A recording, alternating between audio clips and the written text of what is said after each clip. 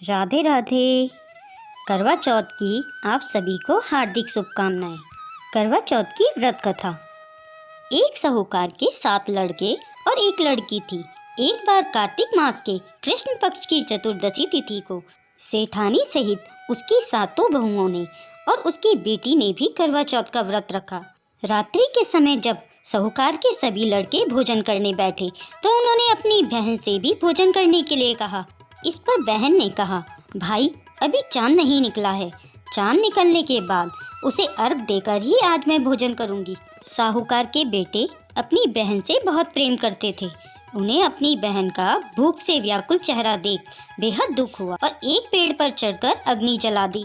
घर वापस आकर उन्होंने अपनी बहन से कहा, देखो बहन, चांद निकल आया है, अब तुम अर्घ देकर भोजन ग्रहण कर लो। साहूकार की बेटी ने अपनी भाभियों से कहा, देखो चांद निकल आया है, तुम लोग भी अर्घ देकर भोजन कर लो। ननंद की बात सुनकर भाभियों ने कहा, बहन अभी चांद नहीं निकला है, तुम्हारे भाई धोखे से अग्नि जलाकर उसके प्रकाश को चांद के रूप में तुम्हें दिखा रहे हैं। साहूकार की बेटी अपनी भाभियों की बात को अनसुनी करते हुए भाइयों द्वारा दिखाए गए चांद को अर्घ देकर भोजन कर लिया। इस प्रकार करवा चौथ का व्रत भंग करने के कारण विघ्नहर्ता भगवान गणेश जी साहूकार की लड़की से अप्रसन्न हो गए। गणेश जी के अप्रसन्न होने के कारण उनकी लड़की का पति बीमार पड़ गया और घर में बचा हुआ सारा धन उसकी बीमारी में लग गया। साहूकार की बेटी को जब अपने किए हुए दोषों का पता लगा तो उसे बहुत पश्चाताप हुआ।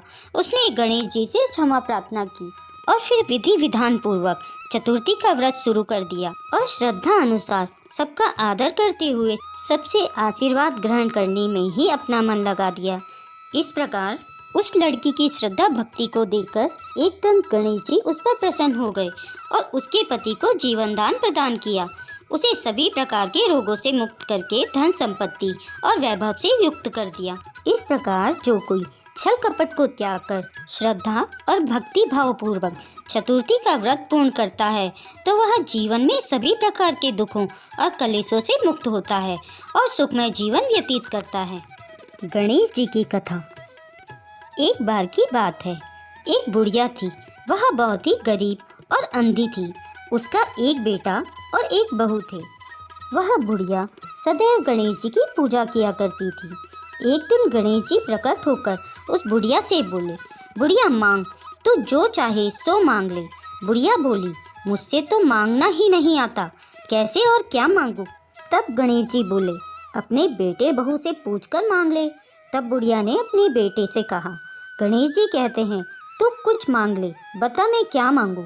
पुत्र ने कहा, माँ तू धन मांग ले। जब बुढ़िया ने बहू से पूछा तो बहू ने कहा, नाती मांग ले। तब बुढ़िया ने सोचा, ये तो सब अपने अपने मतलब की बात कर रहे हैं।